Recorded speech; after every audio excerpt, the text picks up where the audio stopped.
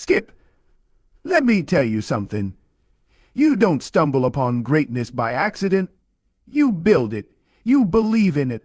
And sometimes you start over. And Lord have mercy, if the Cleveland Browns ain't staring down the barrel of another quarterback reboot with a name so heavy, it could flatten First Energy Stadium. Arch freaking Manning. Now let me paint you a picture. Since 1999, the Cleveland Browns quarterback room has looked like a revolving door at a department store on Black Friday. Quarterback after quarterback, from Tim Couch to Johnny Football to Baker Mayfield to Deshaun Watson. Every few years, the Browns been looking for the guy. And right now, they got Shedeur Sanders and Dillon Gabriel. And bless their hearts, they ain't moving the needle yet. We start with Cleveland's checkered QB history. The franchise has never quite found its long-term leader under center since returning to the league in '99. Despite brief flashes, Mayfield's 2020 playoff run, the organization has lacked consistency, elite arm talent, or even a real identity at quarterback. Enter the present day. Joe Flacco's on a short-term leash at age 40, and rookies Sanders and Gabriel are developmental at best. That's not a foundation. That's a house of cards. And that's exactly why this Arch Manning smoke got folks in Ohio buzzing. He ain't just a Manning. He's the Manning. Nephew to Peyton and Eli. Grandson to Archie. And you know what they say about pedigree? It don't guarantee greatness, but it sure give you a head start. Arch Manning might be the most scrutinized college quarterback who hasn't even started a full season yet. Every pass he throws is magnified. Every mistake gets dissected. But don't get it twisted. The talent is real. He's got that classic Manning poise in the pocket, but he brings something them uncles ain't had. That wiggle, that mobility, that juice in the open field. Shannon would say it straight. Peyton moved like he had concrete in his cleats. Eli had more movement but was still a statue compared to today's game. Arch, he can move like Josh Allen when he wanna. And that right there, that's the difference maker. You don't move up into the top 3 of a draft unless you got the capital.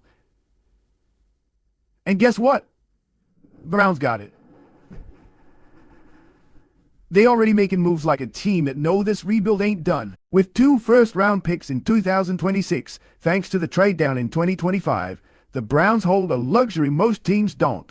Flexibility. If Arch Manning declares, and he becomes that golden ticket quarterback, Cleveland can make a real offer to move up, even into the top 2 or 3. Sobleski is projecting Cleveland to be bad enough to be there anyway, but Shannon would throw this in.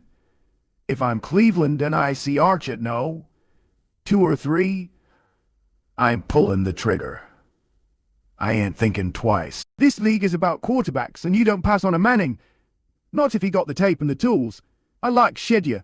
I like the story. I like the moxie.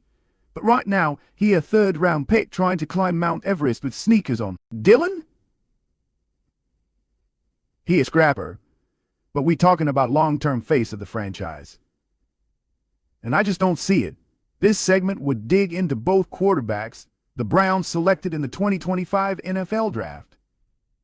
Shedeur Sanders, for all his hype, still fell today. 2, that's not nothing. But it's not Q-born of the future material unless he takes a huge step. Dillon Gabriel, meanwhile, projects as a career backup. And in today's NFL, if you don't have a star quarterback, you don't have a future. So while the room might be crowded, it's not settled. And that's the key difference. Deshaun Watson was supposed to be the savior. They gave up picks. They gave up PR capital. They gave him the biggest guaranteed deal in NFL history. And what did he give them? 6 games. And a whole lotin'.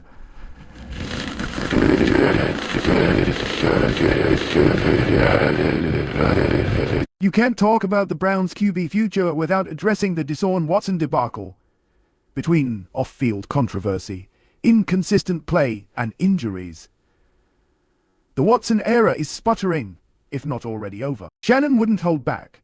You don't pay a man $230 million guaranteed to sit on the sideline or throw checkdowns. If Deshaun don't rebound in 2025, that money becomes dead weight.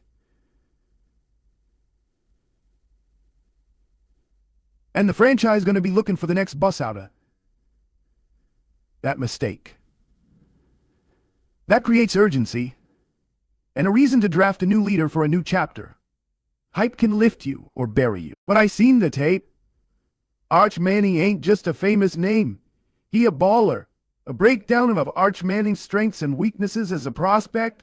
Strengths, arm strength, mobility, football IQ, poise, leadership, lineage. Weaknesses, inexperience, occasional mechanics inconsistency, limited college reps. Don't forget now, he ain't the full-time starter yet. But that's why I love this projection. He got room to grow, and when he does, somebody gonna cash in big. Cleveland got the pieces. A dominant pass rusher in Myles Garrett, a top offensive line, and some solid weapons. But that quarterback? That's the engine. That's what make the car go. And Arch Manning, he could be that Ferrari engine Cleveland been dreaming about since Bernie Kosar.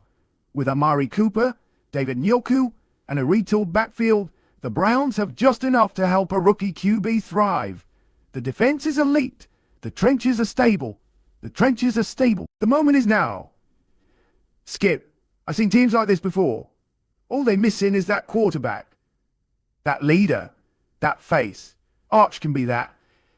If the Browns stop flirting with greatness and commit to it. That's a wild card, ain't it? He might stay in Texas one more year.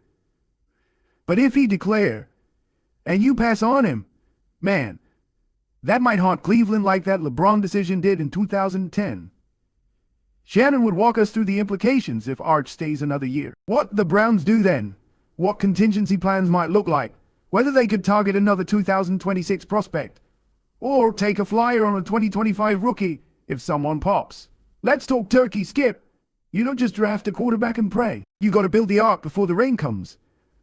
And the Browns, they're halfway there. Now let's get serious for a moment. The Browns aren't your typical bottom-feeding franchise anymore. They've drafted well in the trenches. They've added defensive depth. They got real, bona fide dogs in Myles Garrett and Denzel Ward anchoring a high-caliber defense. The offensive line, solid, not elite, like 2020, but still damn good. Shannon would break it down like this. LT Jedrick Wills, when healthy, can protect a young QB's blindside. Joel Bitonio, leader, mentor, and still Marlene folks at the point of attack. Nick Chubb might be on his way out, but Jerome Ford and others can carry the load. If I'm a rookie quarterback, I'd rather land behind that O-line and that D-line than half these teams picking in the top 5. Cleveland isn't rebuilding from scratch. They just missing the general at QB. Cleveland fans done seen it all.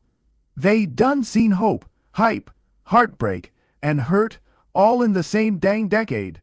But the biggest mistake? Forcing it. This is where Shannon drops knowledge from years in the league. Think about past QB situations that blew up. Brady Quinn, overhyped, underprepared. Johnny Manziel, all flash, no football discipline. Deshaun Kaiser, rushed into action with no support. Baker Mayfield, promising, but fell apart due to coaching chaos and ego clashes.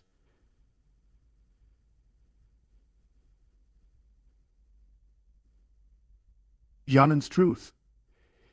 You can't draft Arch just cause his last name sounds sweet. You gotta have the plan, the coaching, the infrastructure. You gotta let him grow.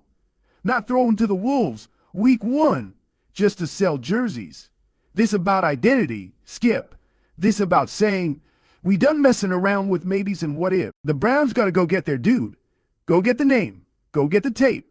Go get the talent. Arch Manning ain't just a draft pick. He's the promise of something better. You either win with a quarterback or you don't win at all. And right now, the Browns ain't winning. But they got a chance to swing big. And if you swing at Arch Manning, you ain't just swinging for the fences. You swinging for forever.